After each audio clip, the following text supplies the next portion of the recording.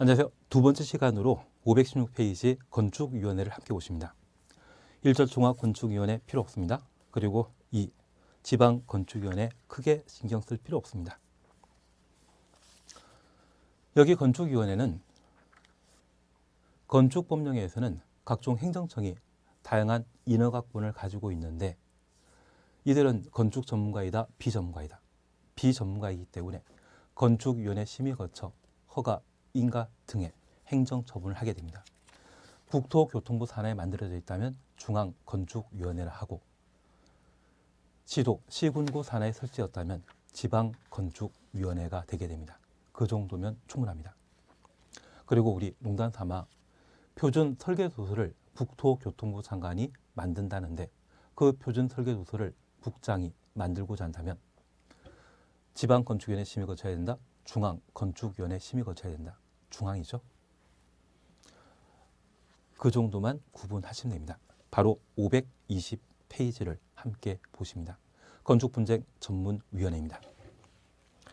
건축분쟁 전문위원회 일부 사항들을 개정하게 되었는데 그 개정사항을 교재 반드시 이기해 놓으셔야 됩니다.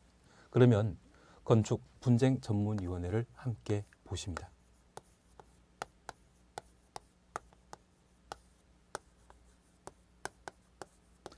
우선 건축분쟁 전문위원회와 관련되어서는 관할과 업무에 관한 사항을 각각 정리하시는 게 필요합니다.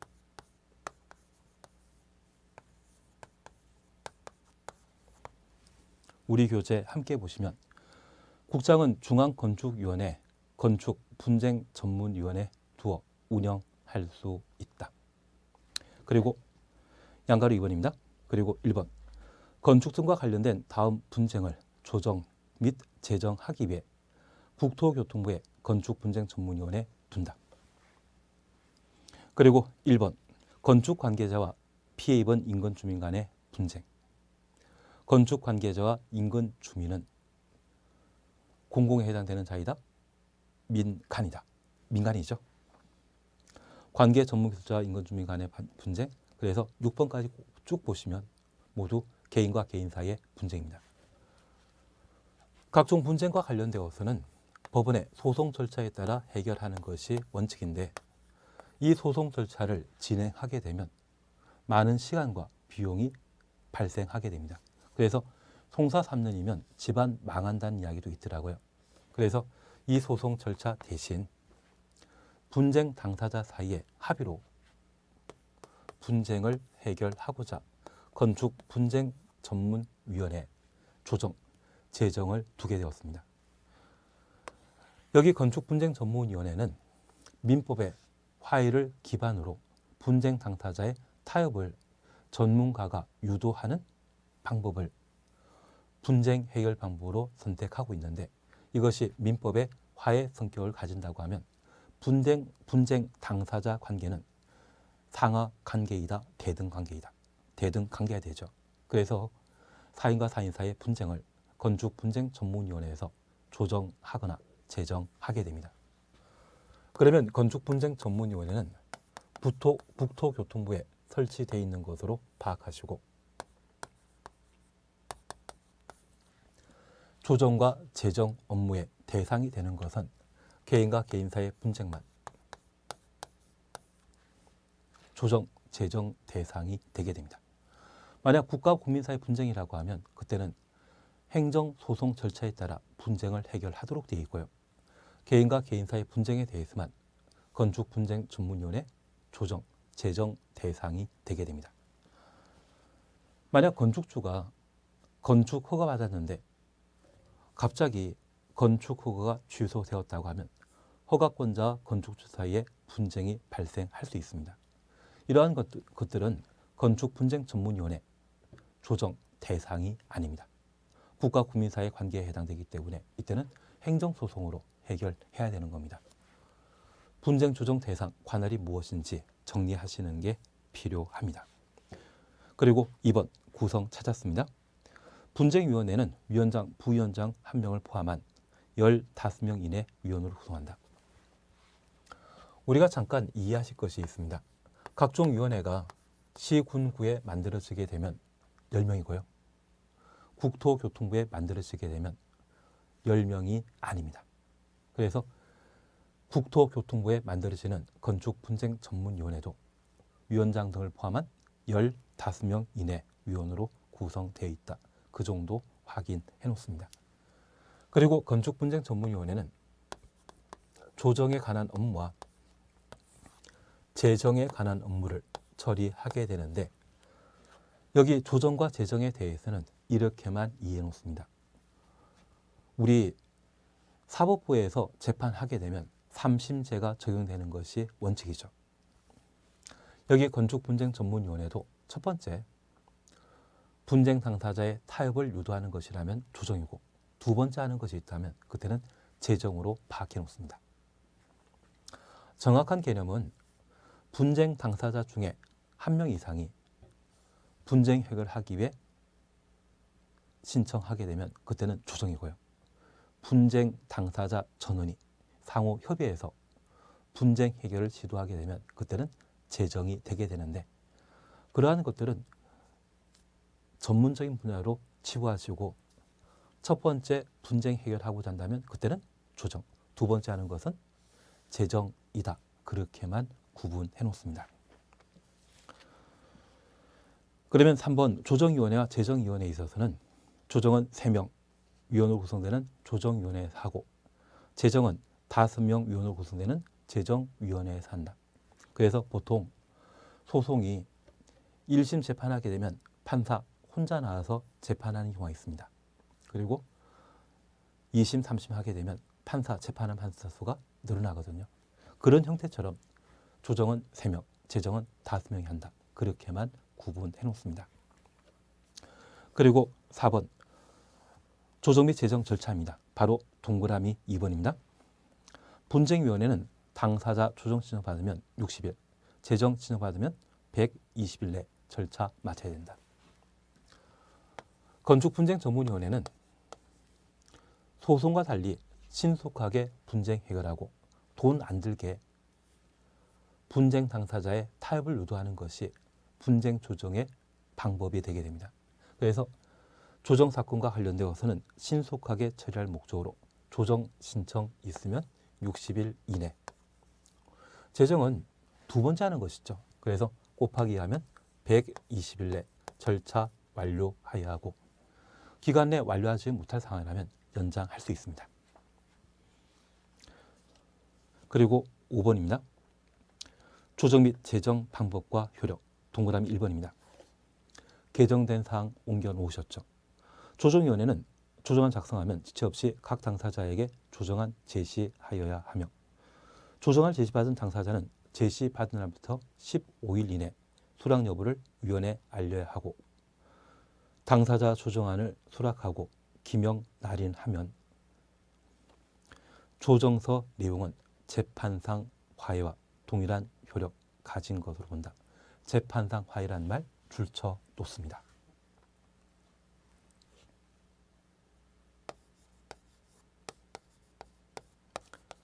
종전에는 조정서에 기명 날인하게 되면 당사자 간의 조정서와 동일한 내용의 합의, 성립된 거 본다. 합의를 의지했지만 지금은 재판상 화해를 의제하게 됩니다. 여기 재판상 화해는 판사 앞에 분쟁 당사자가 타협한 것을 말합니다. 이러한 재판상 화해에 대해서는 기판력, 불가쟁성이라는 것을 인정하여 더 이상 구제 절차를 밟지 못합니다.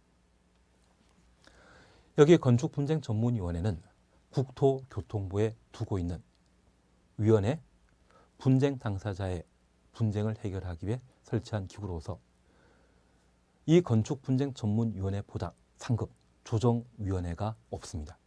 이게 최종심과 같은 의미를 가집니다. 그래서 최종심에 해당되는 법적 지위를 부여하고자 종전에 합의, 성립 의지한 것을 지금은 재판상 하에 성립한 것으로 파악하게 됩니다. 이 재판상 하에 불복하게 되면 강제 집행이 바로 가능하도록 해놓은 것이 특징입니다. 만약 종전에 합의로 의지하게 된다고 하면 분쟁 당사자가 이행하지 않았을 때 또 재판하도록 되어 있고요. 그 재판 결과가 다 끝나야만 강제 집행할 수 있도록 되어 있는데 이와 달리 신속하게 집행할 수 있도록 최근 법을 개정하여 재판상 화해가 성립한 것으로 의제하게 됩니다. 그리고 3번 재정 효력과 관련되어서도 재정위원회 지정한 경우 재정문서의 정본이 당사자에 송달된 날부터 60일 내 당사자 양쪽 어느 한쪽에서 재정 대상인 건물, 건축 등을 분쟁 원유로 하는 소송 제기하지 아니한 경우 재판상 화해가 성립된 것으로 본다.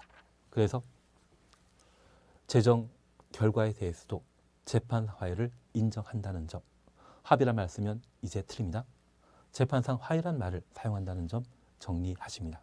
그래서 건축분쟁전문위원회와 관련되어서는 조정기간 60일, 재정기간은 120일이라는 것 각각 정리해 주시고 건축분쟁전문위원회 관할 어디에 만들어져 있는지 이러한 내용들을 각각 정리해 놓습니다.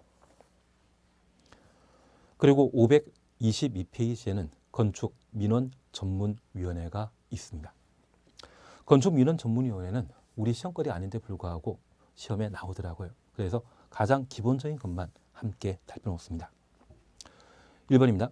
건축민원전문위원회는 건축물 건축과 관련된 민원, 가로속에 허가권자의 처분이 완료되기 전 추정없습니다. 한정하며 이하 질의민원이라 한다. 시도에 설치하는 건축민원전문위원회와 시군구에 설치하는 건축민원전문위원회로 구분한다. 그래서 건축민원전문위원회 관할은 국토교통부에는 없고 시도, 시군구에 존재한다라는 걸 잡아 놓습니다.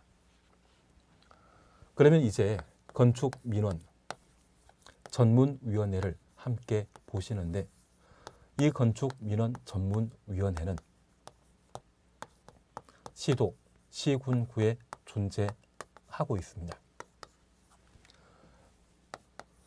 그리고 이들은 질의민원을 건축민원 전문위원회 대상으로 삼고 있는데 여기 질의민원, 허가권자의 허가 처분 있기 전 이걸 이해해 주십니다. 만약 우리 주변에 공장이라는 것을 만들게 되면 이 공장 건축과 관련되어 오염 물질이 발생하기 때문에 폐기물 처리 시설을 함께 설치하도록 되어 있습니다. 그런데 이번에 같은 공장이라지만 한가를 제조하기 위한 공장을 만드는데 법 집행 담당하는 공무원이 한가 공장을 만들고자 한다면 일반 공해 공장과 마찬가지로 폐기물 처리 시설을 아주 크게 만들어야만 건축 허가 받을 수 있다고 답변하는 경우가 있습니다. 그러면 이 한가 공장에 배출되는 폐기물이 우리 가정집의 폐기물과 동일한 수준이라고 하면 이러한 폐기물 처리 시설을 요구하는 것이 지나치고 과다할 수 있거든요. 이것 부당한 법 집행이 아닌지 물어보는 것을 우리는 질의민원이라 표현합니다. 한가 공장에 대한 건축 허가 처분 전에 다른 부수 조건의 집행이 과연 타당한지 물어보는 것을 뭐라 한다? 질의민원이라 합니다. 취지 약간 이해하시겠습니까? 2번, 3번에 대해서는 그냥 지나가시고 바로 4번 질의민원 처리 절차입니다. 건축민원전문위원회는 질의민원 받으면 15일 이내 심의 절차 마쳐야 된다. 15일 추정수입니다. 다만 사정이 있으면 위원회 의결로 15일 범위 내 기간 연장할 수 있다.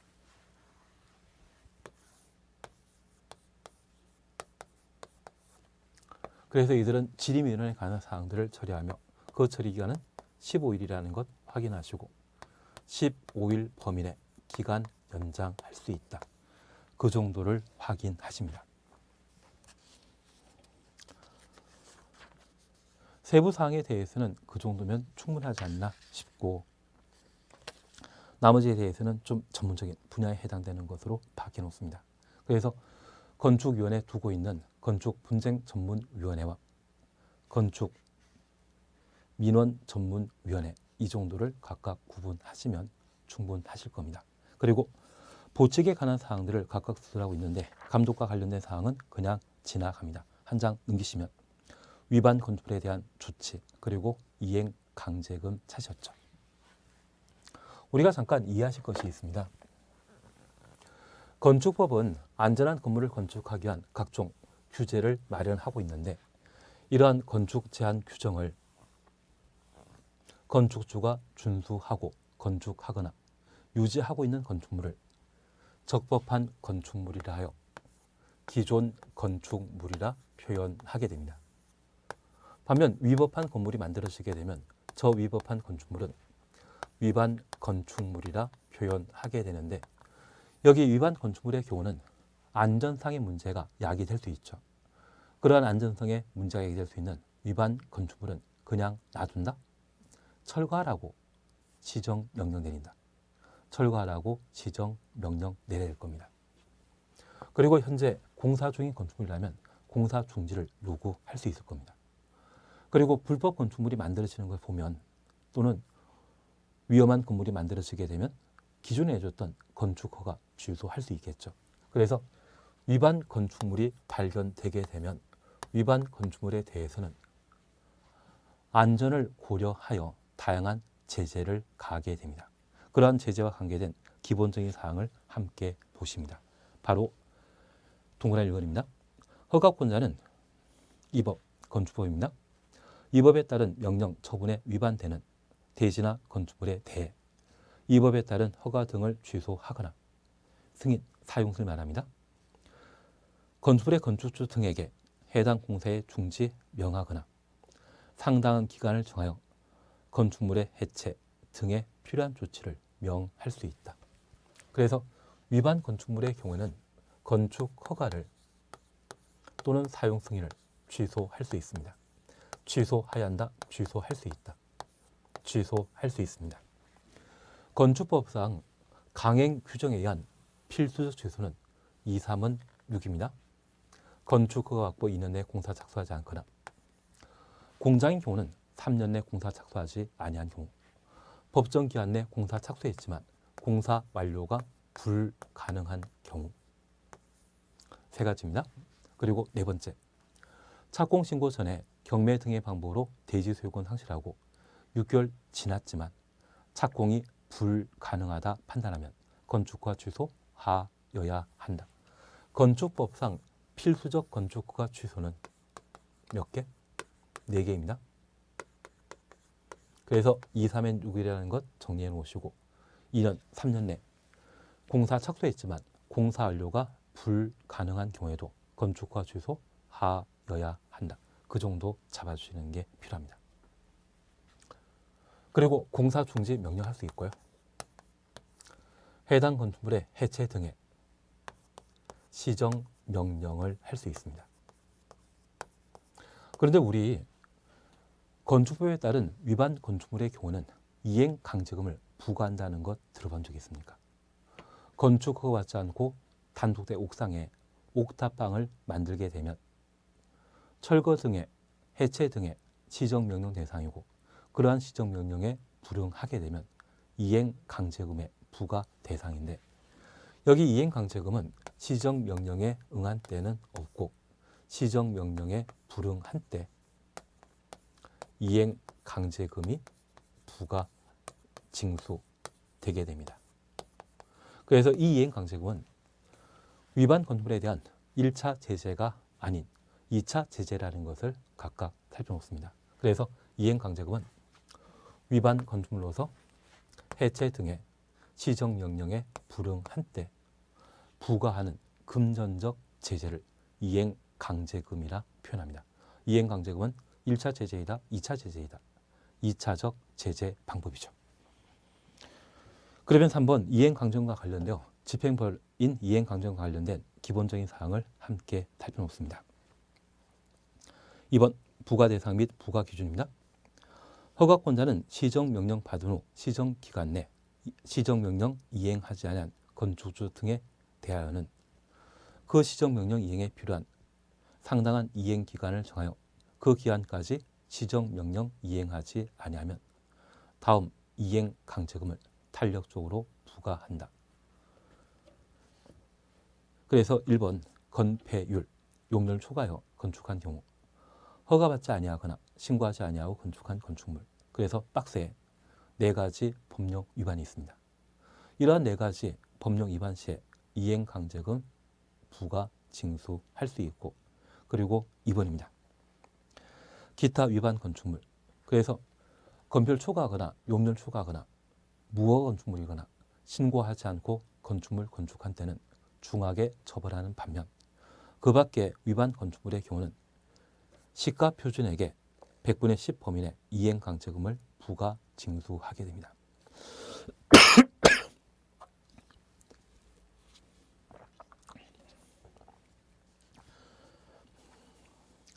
그래서 그 밖에 위반 건축물의 경우는 시가 표준액의 100분의 10 범위 안에 이행 강제금을 부과 징수하게 됩니다.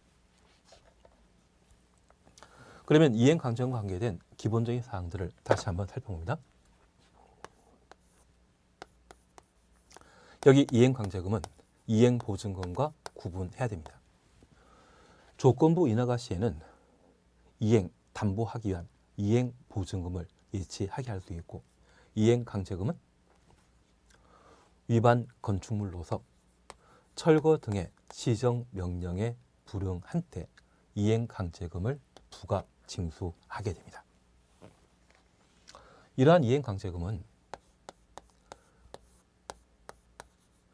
시가 표준액을 고려하여 이행 강제금을 부과 징수하게 되는데, 최근 전국의 아파트 가격이 워낙 많이 올라 건축물에 대한 공시시가가 많이 인상되어 앞으로 세금 많이 내야 된다는 이야기가 있더라고요.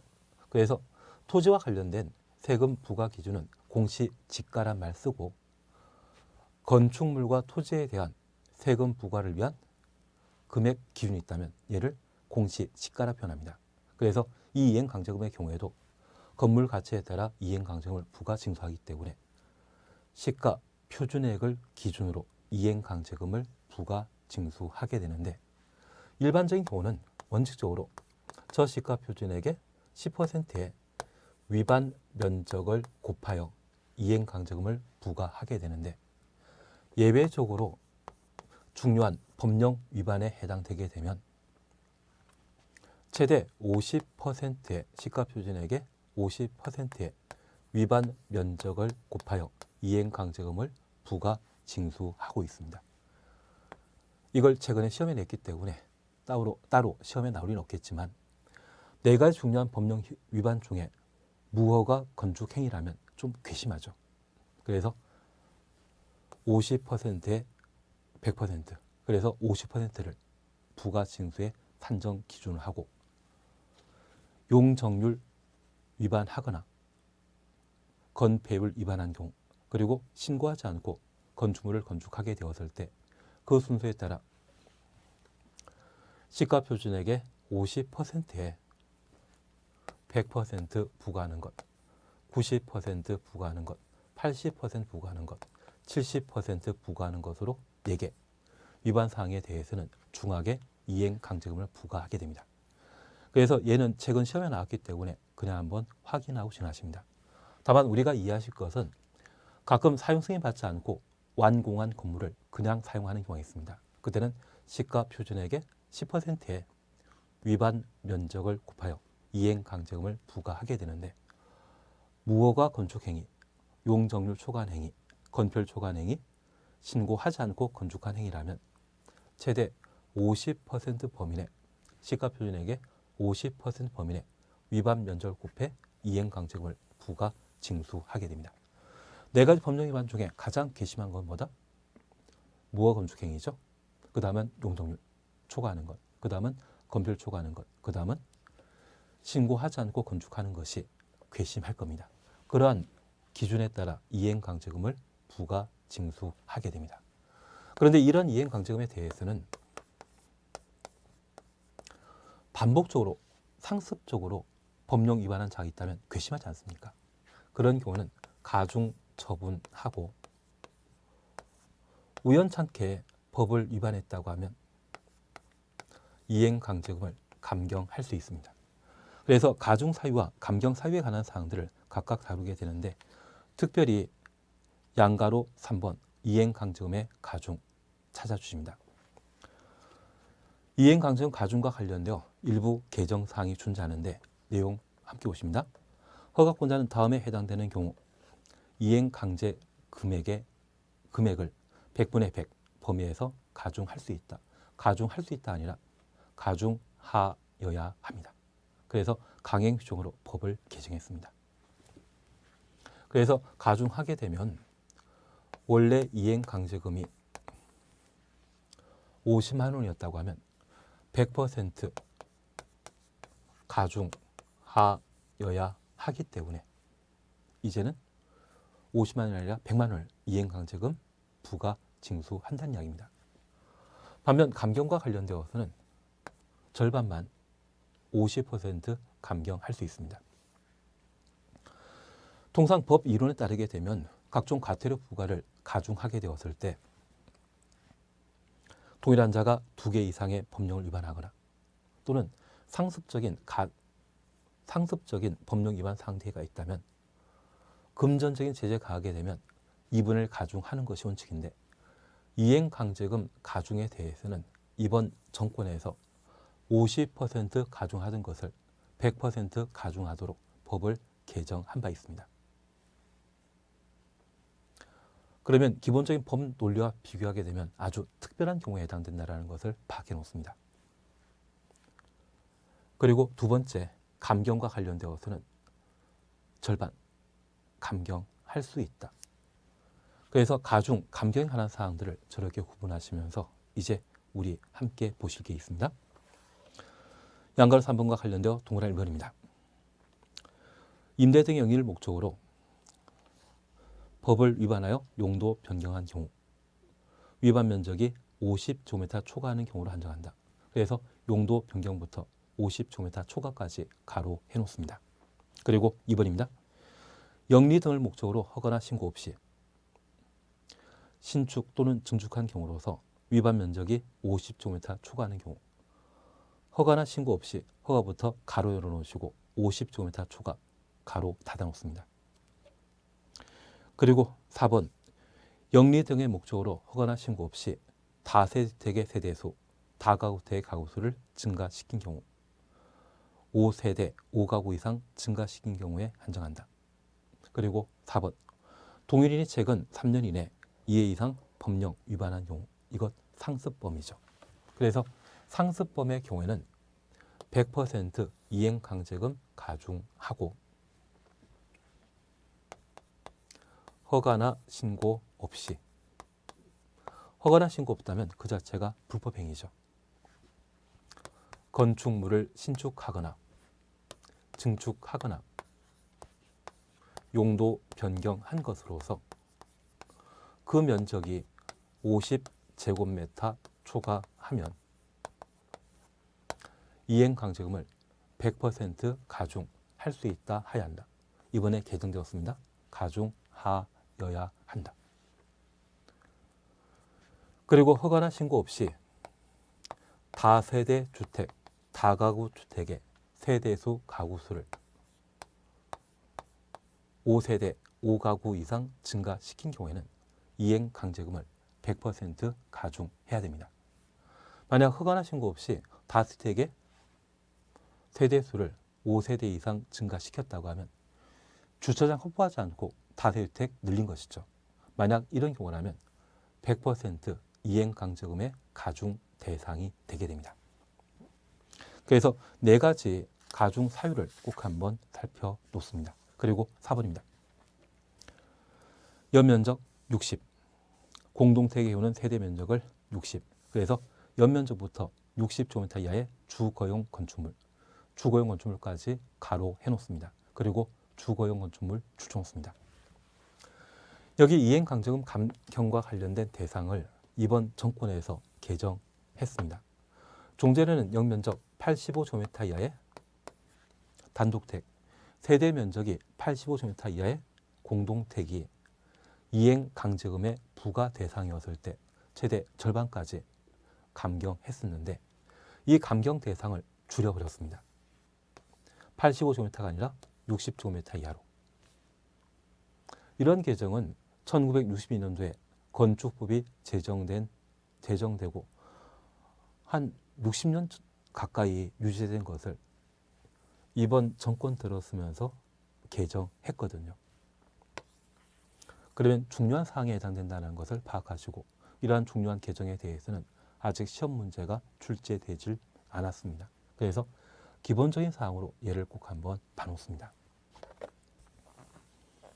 그러면 감경 대상과 관련되어 연면적 60, 세대 면적이 60제곱미터 이하인 단독택 그리고 공동택의 경우에는 이행 강제금 부과하게 되었을 때 최대 절반까지 깎아줄 수 있다. 그 정도를 확인해 놓습니다. 동그라미 1번부터 5번까지에 대해서는 크게 신경 쓰지 않습니다. 그리고 5번 부과 방법 찾으셨는데 1번 사전계고, 2번 문서주의, 그리고 3번 함께 보십니다. 부과 횟수 찾으셨죠. 허가권자는 최초 지정명령 있은 날부터 1년에 2회 이내 범위에서 조례가 정하는 횟수만큼 이행강제금을 부과 징수할 수 있다. 1년에 2회 이내 줄쳐 놓습니다. 그리고 4번입니다. 지정명령 사전자가 지정명령을 이행하는 경우 새로운 이행강제 부과를 즉시 중지하되 이미 부과된 이행강제금은 이를 징수하여야 한다. 이미 부과된 이행강제금 징수하여야 한다. 가로 해놓습니다. 5번, 6번에 대해서는 크게 신경 쓸 필요 없습니다. 현재 이행강제금은 건축법령 등을 위반한 건축주를 허가권자가 인지하게 되면 시정명령하고 저 시정명령에 불응한 때 이행강제금을 부과 징수하게 됩니다. 그래서 이행강제금은 누가 부과 징수한다? 허가권자가. 이러한 이행강제금은 1년에 2회 이내 반복하여 이행강제금 부과 징수하게 됩니다. 나중에 농지법 공부하게 되면 이행강제금은 1년에 딱 한 번 부과하고 건축법에서는 1년에 2회 이내 이행강제금을 부과하게 되는데 농지법의 적용 대상은 시골입니다. 그러면 그 시골에 경제적으로 넉넉한 때라면 가을철에 추수했을 때 경제력이 넉넉할 겁니다. 그때 한번 이행강제금 부과하는 반면 건축법의 적용 대상은 도시지역인데 1962년도에 건축법 제정되었을 때 도시에 거주하고 있는 직장인들이 1년에 보너스 1년에 한 번 받는다, 1년에 두 번 받는다, 1년 12달 내내 받는다, 1년에 두 번 받았었거든요. 연말에 한 번, 그리고 추석 전에 한 번, 그렇게 두 번 보너스 받았기 때문에 저 이행강제금을 1년에 2회 이내 부과 징수하더라도 크게 문제가 없었습니다. 좀 현실적이지 않습니까? 그리고 이러한 이행강제금은 지정명령 불응한 때 이행강제 부과하게 되는데 저 지정명령에 따라 자진 철거하게 되면 위법사항이 없어졌기 때문에 이행강제금 부과는 더 이상 하지 않습니다. 이미 부과된 이행강제금에 대해서는 뭐한다? 징수하여야 한다. 그러면 우리 이렇게 보십니다. 2021년도 1월 1일 날 건축 허가받지 않고 옥탑방이 만들어진 것을 발견한 허가권자는 1월 1일 날 철거하라, 자진 해체하라 시정명령 내리게 되고요. 그 시정명령은 공사를 수반하기 때문에 6개월의 시간을 줍니다. 그래서 6월 30일까지 자진 철거하라 했는데 철거하지 않고 계속 사용하게 되면 7월 1일 날 이행강제금 부과하고 허가받지 않고 옥탑을 만들었다면 안전상의 문제 계속 발생하는 것이죠. 그래서 두 번째 시정명령을 내립니다.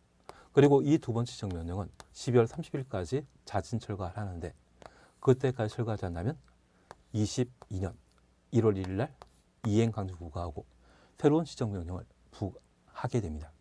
그러면 우리가 잠깐 이해하실 것은 첫 번째 시정령에 불응하여 이행강제금을 부과받았는데 1,000만 원, 2천만 원 내랍니다. 해당 건축주는 자신이 뭘 잘못했는지 주변에게 알아보고 용서를 구하는 마음으로 자진 철거할 수 있습니다.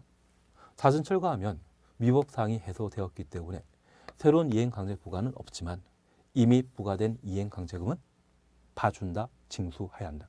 징수하여야 합니다. 그러면 우리 이렇게 잠깐 이해하십니다. 여기 이행강제금은 1년에 2회 범위내 반복하여 부과 징수할 수 있는데 일사부재리 적용하는 것입니까? 배제하는 겁니까? 일사부재리 적용되는 거 아니죠. 그리고 두 번째입니다. 우리 자수라고 하는 말 들어본 적 있습니까? 범죄자가 자신의 범죄 행위에 대해 자수를 하게 되면 형벌을 감경시켜주는데 여기 이행강제금은 용서를 구하는 바음으로 불법 건축물인 옥탑방을 자진 철거하더라도 이미 부과된 이행강제금에 대해서는 봐준다, 그대로 징수한다. 그대로 징수하게 됩니다. 그래서 이 이행강제금에는 자수의 개념이 적용되지 않는 것이 특이한 내용이 되게 됩니다. 그래서 이러한 것들이 전통적으로 계속 시험에 나왔는데 최근 개정된 사항으로 이행강제금 100분의 100 가중할 수 있다, 가중해야 한다, 가중해야 한다. 강행규정이라는 것 파악해 놓으시고 최근 개정된 사항으로 이행강제금을 절반 깎아줄 수 있는데 그 적용 대상은 85제곱미터입니까? 60제곱미터입니까? 60 이하의 주거용 건축물, 모든 건물에 적용되는 것이 아니라 주거용 건축물에만 이행강제금을 50% 감경한다. 이 정도를 각각 정리해 놓습니다. 그래서 우리 이행강제금과 관련되어서는 최근 개정된 사항이 다소 존재하기 때문에 꼭 시험거리로 잘 정리해 놓습니다. 이번 시간 여기까지 함께 하시고 다음 시간에는 주택법에 관한 내용을 함께 정리해 나가도록 하겠습니다. 잠깐 쉬었다 하십니다.